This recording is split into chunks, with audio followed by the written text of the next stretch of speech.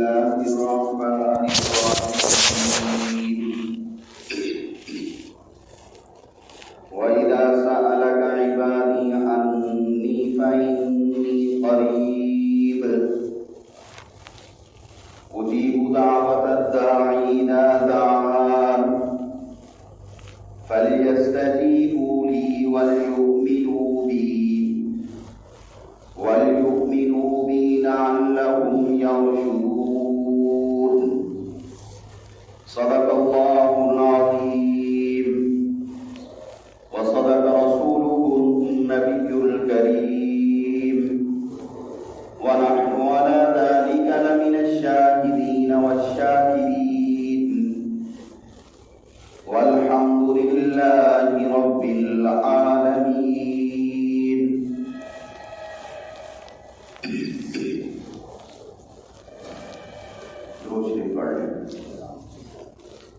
اللهم صل وسلم وبارك على سيدنا ومولانا محمد وعلى آله وصحبه أجمعين كما تحب وترضى عدد ما تحب وترضى. أستغفر الله نستغفر الله أستغفر الله ربي من كل ذنب وأتوب إليه.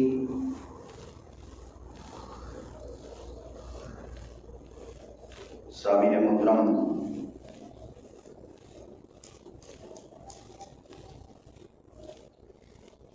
انسان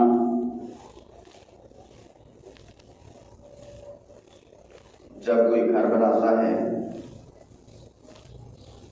جب کوئی دکان بناتا ہے، جب کوئی گاڑی لیتا ہے، جب بھی کوئی اہم بڑی یا قیمتی چیز کے لیے سوچتا ہے تو پہلے وہ جا کے دیکھتا ہے کہ میں دکان دیکھوں، دکان کیسی ہے، وہ موقع دیکھوں، وہ موقع کیسا ہے، میں اپنی جیب کو سنبھالوں، جیب کیسی ہے، مکان کے لیے بھی یہی اور بڑی چیز لینے کے لیے بھی یہی. اس کا دماغ اور اس کی جان، اس کی ڈھال، اس کی حرکتیں، اس کا انداز، اس کی ترتیب، یہ سب ایسی ہوتی ہے کہ اس کا دل دماغ بتا رہا ہوتا ہے کہ اب اس بندے نے یہ دکان لے کر چھوڑنی ہے، اب اس بندے نے یہ مکان بنا کر چھوڑنا ہے، اب اس بندے نے یہ گاڑی لے کر چھوڑنی ہے. ایسے ہوتا ہے. جب بھی کوئی پروگرام ہوتا ہے تو اس سے پہلے اس کی حرکتوں سے مراد وہ ہماری اردو کی یا ہماری سندھی سرائکی والی حرکتیں نہیں، حرکتوں سے مراد اس کے کام، اس کی ترتیبیں وہ ایسی ہوتی ہیں کہ پتہ چل رہا ہوتا ہے کہ اب اس بندے نے یہ دکان لے کر چھوڑنی ہے، اب اس بندے نے یہ گاڑی لے کر چھوڑنی ہے. ہوتا ہے نا. سیم اس مثال کو سامنے رکھ کے وہی دن آج ہمارے چل رہے ہیں. اس کو بولتے ہیں مقدمہ، ابتدائی باتیں. تو اللہ تبارک و تعالیٰ کی ذات نے رمضان المبارک جیسی قیمتی چیز کے لیے مقدمے کے طور پہ شعبان کا مہینہ دیا ہے. اب پیارے پیغمبر صلی اللہ علیہ وسلم کا طریقہ انداز دیکھا جائے تو آقا صلی اللہ علیہ وسلم کے شعبان کے ترتیبیں، عبادات، شعبان میں روزے اور شعبان میں ذکر اذکار کی ترتیب ایسی ہوتی تھی کہ پتہ چلتا تھا کہ اب کسی اہم چیز کی طرف جا رہے ہیں. خود پیارے پیغمبر صلی اللہ علیہ وسلم، ان کا انداز، ان کی ترتیب، ان کے روزے نفلی ایسے ہوتے تھے کہ پتہ چلتا تھا کہ اب کوئی قدم اٹھانے والے ہیں. تو حضرات، صحابہ کرام کی ترتیب بھی یہی ہے اور اس کے بعد فقہاء کرام، علماء کرام، اولیاء اللہ، ان سب کی ترتیب بھی یہی ہے کہ شعبان کا مہینہ ان کا بتاتا تھا کہ اب یہ رمضان کی طرف جانے کے لیے تیار ہو رہے ہیں یا تیار ہو چکے ہیں. تو یہ رمضان کا مقدمہ ہے، رمضان کا رمضان کی بنیاد سمجھ لیں، رمضان کی ابتدا ہے۔ تو اللہ تبارک و تعالیٰ نے ہمیں یہاں تک پہنچا دیا ہے۔ حدیث مبارکہ میں آتا ہے کہ جب رجب کا چاند نظر آتا تھا تو اس وقت آقا صلی اللہ علیہ وسلم دعا کیا کرتے تھے، اللہم بارک لنا فی رجب و شعبان وبلغنا رمضان۔ اے اللہ رجب اور شعبان کے مہینوں میں ہمیں برکتیں عطا فرما۔ ان برکتوں کا مطلب صرف الفاظ سے کہہ دینا نہیں تھا، بلکہ ان کا مطلب یہ تھا کہ ہمیں اب ایسے کام کرنے کی توفیق عطا فرما۔ جیسے کوئی گاڑی یا دکان لینا چاہتا ہے تو وہ کہتا ہے یار دعا کرو میں کوئی اچھی گاڑی لے لوں، اور پھر صرف وہ لوگوں سے دعا کا نہیں کہتا، اپنی جیب کو سنبھالنے کی بھی کوشش کرتا ہے، گاڑیاں اور دکانیں بھی دیکھتا رہتا ہے کہ کون سی لوں، کہاں پر لوں۔ یہ نہیں کہ صرف لوگوں سے کہہ دیا دعا کرنا میں دکان لے لوں گا، اس کے بعد جو ہے نا 4 بجے پہ جا کے سو گیا۔ دکان لینی ہے دعا کر دینا میں دکان لے لوں گا، اس کے بعد بیٹھ گیا گھر میں، نہیں، وہ مقدمات بھی کرتا ہے، وہ ابتدائی چیزیں، ابتدائی کام، ابتدائی ترتیبات بھی اپناتا ہے، تب جا کے پتہ چلتا ہے کہ جناب نے دکان لگا لی ہے، اور تب جا کے پتہ چلتا ہے کہ جناب کے پاس تو جی گاڑی آ گئی ہے۔ تو پیارے پیغمبر صلی اللہ علیہ وسلم اسی ترتیب سے دعا کیا کرتے تھے، اللہ رجب اور شعبان کے اندر ہمیں برکت عطا فرما، اور اس کے بعد ہمیں رمضان کے مہینے تک پہنچا، وبلغنا، ہمیں بلاغت دے، ہمیں بلوغ دے، ہمیں پہنچا دے، ہمیں پہنچا دے رمضان کے مہینے تک، یعنی کہ ہمیں زندگی عطا فرما، ہماری ابھی اس رمضان سے پہلے موت نہ ہو، رمضان کی قیمتی گھڑیاں ہمیں نصیب فرما، رمضان کے مہینے کے اندر پہنچنا نصیب فرما۔ تو یہ دعا پیارے پیغمبر صلی اللہ علیہ وسلم خود فرمایا کرتے تھے۔ تو آج پیارے پیغمبر صلی اللہ علیہ وسلم سے محبت رکھنے کی وجہ سے ہمیں بھی یہ دعائیں بھی مانگنی چاہیے، اور جہاں تک ہو سکے اپنی حرکات، اپنی ترتیبات، اپنے انداز بھی ویسے ہی اپنانے چاہیے۔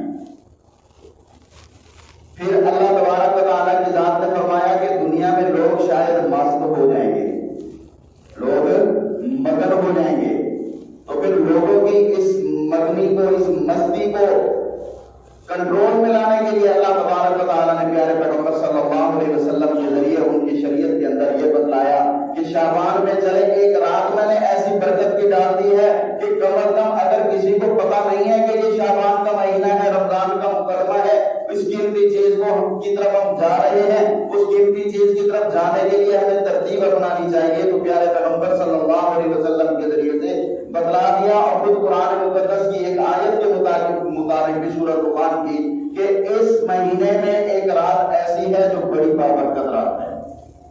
مہینہ تو سارا بابرکت ہے، لیکن اس میں پھر اہم پوائنٹ، گھر تو سارا اچھا ہوتا ہے مگر اہم پوائنٹ، دکان تو ساری اچھی ہوتی ہے مگر جس کی ہر وقت نگرانی کی جاتی ہے وہ کیا ہوتا ہے؟ وہ پیسوں والا لاکھ گلا۔ ویسے تو آپ کہیں بھی رہیں گے، ہم اپنی سیفٹی ہر اعتبار سے کریں گے، لیکن بار بار جیب کو دیکھیں گے کہیں کر تو نہیں گئی۔ تو جو قیمتی چیز ہوتی ہے اس کا خیال زیادہ کیا جاتا ہے۔ تو اللہ تبارک و تعالیٰ کی ذات نے فرمایا شعبان ویسے تو سارا بابرکت ہے، لیکن اس میں جو قیمتی پوائنٹ ہے وہ شب برات کا ہے۔ جو قیمتی پوائنٹ ہے وہ کس کا ہے؟ شب برات کا، 15ویں کی رات کا۔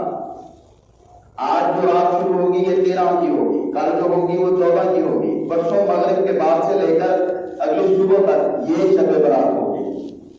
اس میں ترتیب پھر وہ جب قیمتی چیز ہے تو اس کو پھر قابو میں رکھنا ہے، اس کا پور خیال کرنا ہے، کہیں سے شیطان کاٹ نہ لے، کینچی نہ لگا دے، کہیں سے شیطان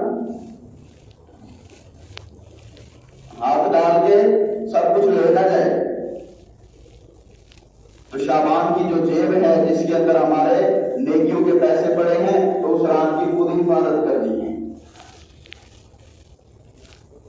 ہماری جیب میں 1000، 2000، 3000، لاکھ، 2 لاکھ، 3 لاکھ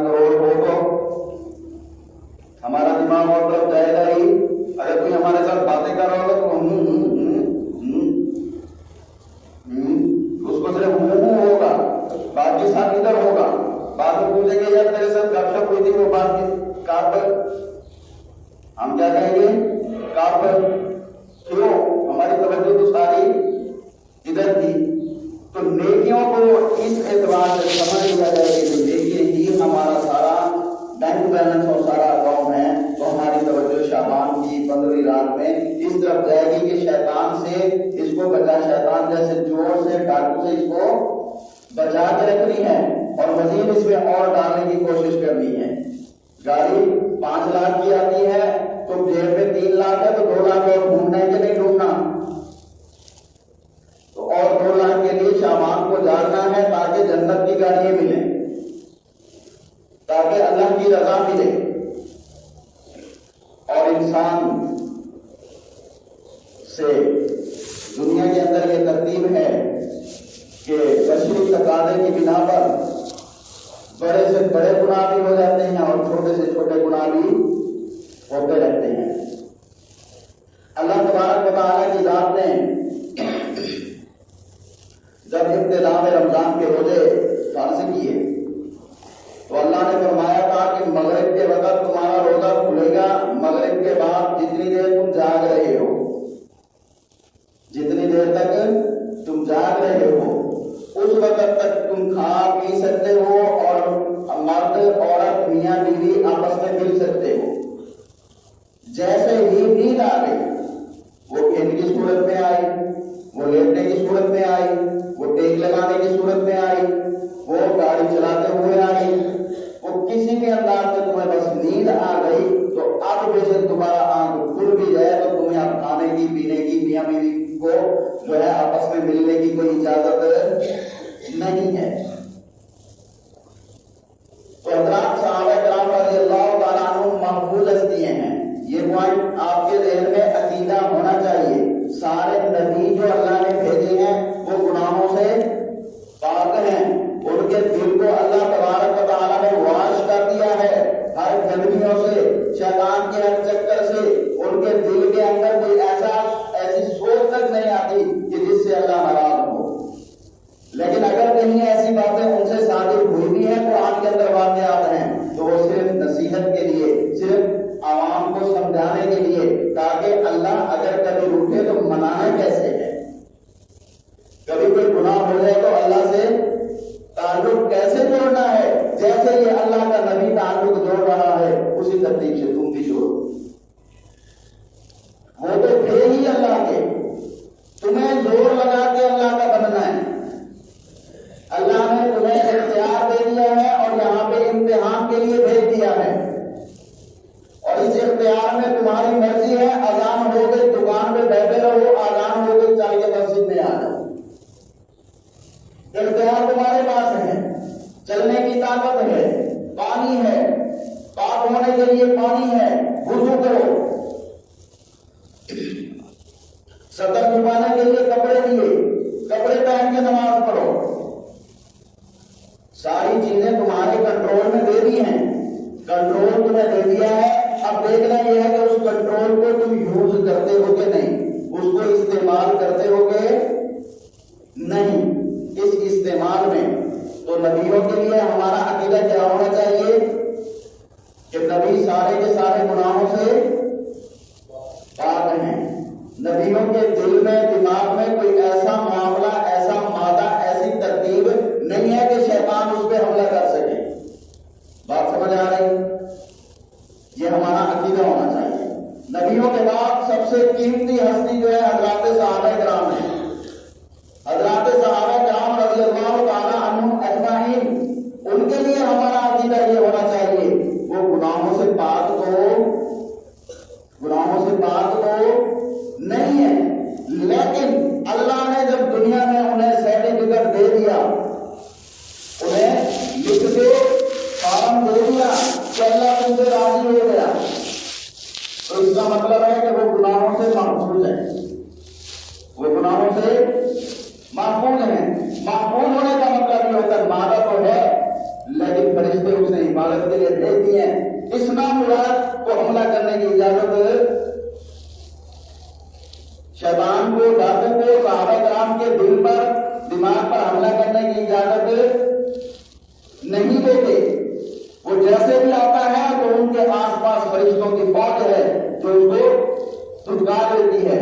باقی قیامت تک آنے والی نسل کے لیے ان سے بھی کچھ واقعات ایسے ہوئے ہیں کہ کہیں اللہ ناراض ہو جائے تو پھر راضی کیسے کرنا ہے. اس کی وجہ کبھی محفوظ ہے، ان کے دل پاک نہیں ہے لیکن حفاظت ہے. چوکیدار اللہ نے دکھا دیے فرشتے. ایک تو اس کا مطلب یہ، دوسرا اس کا مطلب یہ ہے کہ ان حضرات سے جب بھی گناہ ہوتا ہے تو بعد میں توبہ ایسی کرتے ہیں، ایسی توبہ کرتے ہیں کہ پھر گناہ کا نام ہی. حدیث مبارکہ میں آتا ہے الطائب من الذنب کمن لا ذنب له، گناہوں سے پکی سچی توبہ کرنے والا، دل دماغ کے اعتبار سے اللہ کے ساتھ تعلق جوڑنے والا، یہ نہیں ڈرامے بازی والا. اللہ نے معاف کر دے، اللہ نے معاف کر دے، اللہ گناہوں کے علاوہ یہ ہوگا، میں نے بڑی توبہ مانگ لی بس میں اور پاک ہو گیا. ادھر سے قتل کرتے ہیں، ادھر سے بس اللہ نے معاف کر دے، یہ ہو گیا وہ ہو گیا. یہ ہمارا آج کا ماحول ہے. تو یہ نہیں، تم اللہ سے کچھ نہ کہو، دل میں یہ سوچو کہ آج کے بعد نہیں کروں گا، میں نے جو کیا ہے وہ برا ہے، میں نے جو کیا ہے اس سے اللہ ناراض ہوگا، میرا اللہ مجھ سے شاید ناراض ہوگا. یہ سوچ لو، یہ توبہ ہوتی ہے.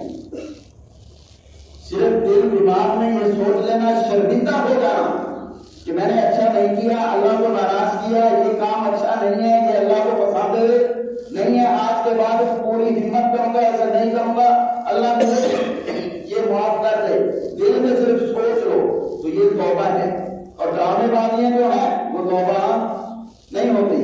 لیکن بات یہ ضرور ہے کہ اگر اصل نہیں ہے تو نقل کرتے رہو، کبھی اصل باقی جائے. اصل نہیں ہے تو نقل اتارتے رہو، کبھی وہ بھی اصل بن جائے گی. بات سمجھ آ گئی؟ تو حضرات صحابہ کرام محفوظ ہیں. جب روزے کے اندر اللہ تبارک و تعالیٰ کی ذات نے یہ فرما دیا تھا کہ سونے کے بعد پھر تمہیں کھانے پینے کی اجازت نہیں ہے، تو بعض صحابہ کرام سے یہ ہو گیا کہ دن کے وہ تھکے ہارے ہوتے تھے، آج تو ہم بڑے کام کرتے ہیں. بزرگوں کو پتا ہوگا کہ کام کیا ہوتا ہے، ہمیں تو یہی پتا ہے کہ بیٹھنا کیسے ہے، ہمیں تو یہی پتا ہے بیٹھنا کیسے ہے. ان کے جسم جتنا دور ہوتے تھے تھکاوٹ سے،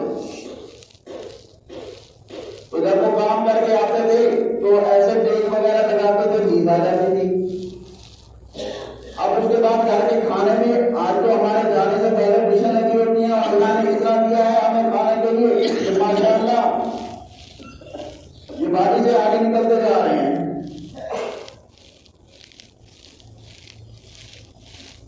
وہ تھے کہ وہ جب گھر میں چیز لے کر آتے تھے تو تھوڑی سی چیز ہوتی تھی، پھر پہلے بچوں کو کھلاتے تھے، بعد میں کچھ بچے یا نہ بچے. بڑی محنتوں مشقتوں سے ان کا ترتیب، ان کا ماحول، یہ سب چلتا تھا. تو گھر میں آتے تو کہتے کچھ بنائیے، وہ بنانے لگتے گھر والے، تو وہ ٹیک وغیرہ لگاتے تو تھکاوٹ کی وجہ سے نیند آ جاتی. اب انسانی ضرورت کے اعتبار سے کھانا پینا بھی تھا، بیوی سے ملنا بھی تھا، تو بعض صحابہ کرام سے پھر جوانی کے اعتبار سے یہ چیز برداشت نہ ہوئی تو بیوی سے مل بیٹھے. تو اس کے بعد ہم ہیں کہ ہم سے کوئی گناہ ہو گئے تو کوئی پرواہ نہیں، بلکہ گناہ کو تو آج ہم گناہ سمجھتے ہی نہیں ہیں. اور معذرت کے ساتھ آج کے تو مفتی ہم خود مفتی بن چکے ہیں. آج کے مفتی کوئی مولوی مسئلہ بتائے تو ماحول یہ ہو گیا، اگر وہ مسئلہ تھوڑا سا ہمارے خلاف ہے، مولوی صحیح نہیں ہے، یہ رجکشن ہماری نہیں ہوتی. جب کوئی آپ سے تعاون لیتا ہے مولوی سے تو اس تعاون کی صورت میں مولوی نے تعاون نہیں کیا یا اس کے بعد گنجائش نہیں، جب تک کہ مولوی ہے ہی نہیں، مولوی ہے ہی نہیں. میں اپنی بات کرتا ہوں، میں امام، ایک بندہ آیا مجھ سے کہا مجھ سے کار چاہیے. میں نے کہا جی میں نے بچوں کے لیے رکھی ہوئی ہے، فریب ہوں نہیں، فریب ہوں گا تو ساتھ کروں گا. باقی ہم مولویوں کو کوئی تکلیف ہوتی ہے تو کوئی پوچھنے کے لیے، جب کوئی سکون ہوتا ہے تو سارے کہتے ہیں مولوی مولوی. تو میں نے کہا اس لیے بھائی معذرت کے ساتھ میرے پاس گنجائش نہیں ہے، اگر کچھ ہو گیا تو میں اس کو بنواؤں. میری اپنی ذاتی ضرورت کے لیے گاڑی نہیں ہے. جس وقت میں پڑھی ہوں ابھی میں مسرور کو قرآن پڑھا رہا ہوں، تو اس لیے میں آپ کے ساتھ جا نہیں سکتا. جس وقت ہوگا میرے پاس میں پڑھی ہوں گا تو ڈرائیوری میں خود کروں گا، آپ نے جہاں جانا ہوگا ساتھ چلیں گے. اس کے بعد ٹھیک ہے قاری صاحب اللہ حافظ. اتنے قاری صاحب کے بندے لگے، قاری صاحب مجھے کرواتا ہے خوش رہے، کار نہ ملنے پہ قاری صاحب مجھے کرواتا ہے، قاری صاحب خسرا ہو گیا. قاری صاحب جو ہے نا وہابی ہے، قاری صاحب جو ہے نا نبی کی توہین کرتا ہے، کار نہ دینا کہ نبی کی توہین بن گئے. لا حول ولا قوت الا باللہ. تو خود سے مجھ سے بننا نہیں ہے. مسئلہ کراتے دار ہو، مسئلہ خلاف کیوں نہ آ رہا ہو، لیکن مسئلہ سمجھیں گے تو صحابہ کی ترتیب میں آئیں گے. تو صحابہ کرام کیا کہتے ہیں کہ صحابہ کرام پریشان ہوتے تھے، تو پریشانی کے عالم میں انہوں نے پیارے پیغمبر سے کہا ہم سے یہ ہو گیا، اجازت تو نہیں دی لیکن بیوی سے مل بیٹھے. آج کل تو غیروں سے ملنے میں بھی ہمیں کوئی پرواہ نہیں، ان کو بیویوں سے ملنے میں بھی اتنا صدمہ. پیارے پیغمبر توبہ کے بارے میں اب ہم اللہ کو کیسے بنوائیں، اب اللہ سے کیسے تعلق جوڑیں، اب اللہ کو کیسے راضی کریں. تو اللہ نے فرمایا بھائی آسان ہے عبادی اندھی بیٹھی قریب. اے میرے پیارے محبوب صلی اللہ علیہ وسلم اگر یہ آپ سے سوال کرتے ہیں پریشان ہے اپنی واقعے سے تو پھر ان کو کہہ دو فإنی قریب، میں تمہارے قریب ہوں. وہ کہتے تھے ہم توبہ معافی آہستہ آہستہ مانگ لیں اللہ سنے گا. ابتدائی اسلام تھا نا تو باتوں کا پتہ نہیں تھا، آہستہ آہستہ اللہ سے معافی مانگ لیں دل میں یا آہستہ بالکل تو اللہ سن لے گا. یا اللہ دور ہے ہم بڑے زور سے نعرہ تکبیر اللہ اکبر زور سے لگائے نعرے، زور سے بولے اللہ معاف کر دے. اگر زور سے بولے پھر اللہ معاف کرے گا یا آہستہ بولے اللہ پھر معاف کرے گا.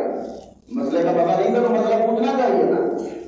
تو انہوں نے یہ جب پوچھا تو اللہ تبارک و تعالیٰ نے فرمایا میرے محبوب اگر یہ تجھ سے سوال کرتے ہیں تو ان کو کہہ دو میں نہیں کرے میں تمہارے دل کو قریب ہوں. اسی خدا کا جب تم مانگتے ہو مجھ سے تو میں تمہیں جواب دیتا ہوں، مطلب معاف کرتا ہوں، جو مانگتے ہو عطا کرتا ہوں. شرط یہ ہے کہ جب تم مانگو گے، جب تم معافی مانگو گے، جب تم دنیا کی کوئی ضرورت مانگو گے، جب تم ہدایت مانگو گے، جب جو کچھ بھی تم مجھ سے باتیں کرو گے صحیح، مجھ سے باتیں کرو تو صحیح. جب کرو گے تو میں سنتا ہوں اور میں قبول کرتا ہوں، جو مانگتے ہو میں عطا کرتا ہوں. اگر جو عطا نہیں کر رہا ہوگا اس میں فائدہ تمہارا ہوتا ہے. دعا کی قبولیت کی تین چیزیں ہیں، یا تو کچھ مانگا وہی ملے گا، وہ نہیں ملا تو پھر مصیبت آ رہی ہے کسی بلا عذاب کی وجہ سے، گناہ کی وجہ سے عذاب آ رہا ہے وہ بلا دیا جاتا ہے، وہ بھی نہیں تو پھر بینک بیلنس جمع ہو رہا ہے. پھر جنت میں تمہارا بینک بیلنس جمع ہو رہا ہے.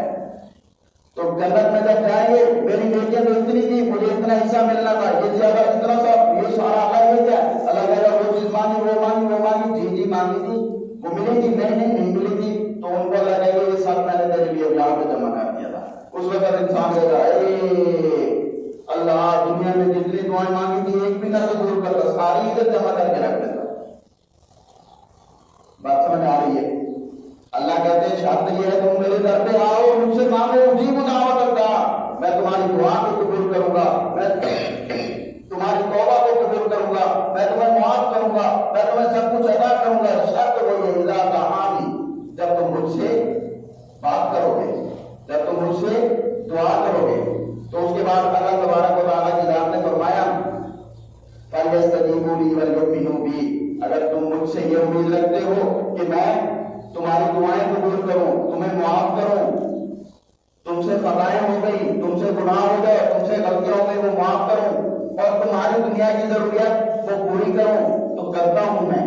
اب تمہیں بھی چاہیے فَلْيَسْتَجِيبُوا لِي وَلْيُؤْمِنُوا بِي، تمہیں بھی چاہیے کہ تم بھی مجھے جواب دو، تم بھی مجھے جواب دو. تو تمہارا جواب دینا کیسا ہے؟ جو میں نے حکم نازل کیے ہیں اس کے مطابق ہمارے الفاظ میں بندے سے پتر بن کے مسلمان بنو. صرف نام کے مسلمان ہیں، بندے سے پتر بن کے مسلمان بنو. فَلْيَسْتَجِيبُوا لِي، تم بھی مجھے جواب دو، تم نے میری बात मानो, तुम भी मेरे अहकामात पे आओ। जब मैं बुलाऊं हैया अला सलाह हैया अल फलाह, तो मस्जिद में पहुंचो। जब रमजान के रोजों को देखो अब खाना पीना नहीं है तो कहो नहीं खाना पीना, मेरा रोजा है। जब मैं कहूं कि माल की ज़कात निकालो, कहो नहीं ये माल मेरा है नहीं, ये सारा माल अल्लाह का, अगर अल्लाह ने इसमें से 40वां हिस्सा मुझे कह दिया तो दे दो भाई। अगर सब कुछ अदा किया है, अल्लाह कहता है मेरे घर आओ, तो मैं जाने के लिए तैयार हूं। बात समझ आ गई? वल्युमिनूबी, और अल्लाह फरमाते हैं कि तुम मुझ पर ईमान भी सही तरीके से ले आओ। तुम मुझसे उम्मीद अच्छी रखते हो तो ईमान भी, बंदा अब्बे को अब्बा कहे ना और फिर कहे अब्बा मेरी जरूरियात पूरी कर, अब मैंने छितरना है कि नहीं? अल्लाह को अल्लाह माने ना सही तरीके से, अपने उसके अंदाज, उसके आवाज, उसके किरदार बताएंगे, इसका ताल्लुक अल्लाह के साथ है नहीं, और फिर कहे कि मैं जब दुआ मांगता हूं अल्लाह कबूल नहीं करता। मेरी मिसाल थोड़ी कड़वी सी होती है, अल्लाह करे उसमें मुझे खुद को अमल की तौफीक मिल जाए। तो उसके बाद अल्लाह ने फरमाया लाअल्लहुम यरशुदून, जब तुम ये काम करोगे कि तुम मुझे जवाब दोगे, मेरे हुक्म मानोगे, वल्युमिनूबी, मुझ पे ईमान लाओगे, लाअल्लहुम यरशुदून, फिर उम्मीद है, फिर पक्की बात है कि तुम राह हिदायत पर आ जाओगे।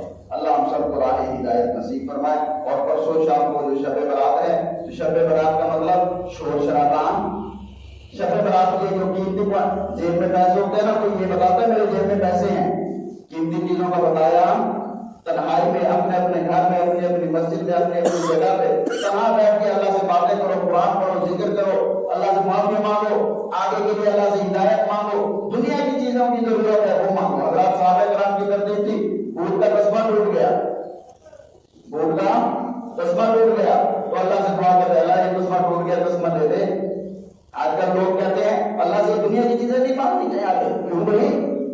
दुनिया की चीजें जब देता ही वो है, जमीन और आसमान से पैदा उसने किया, उससे मांगो, खूब मांगो। अल्लाह तबारक व तआला हम सबको अमल की तौफीक अता फरमाए।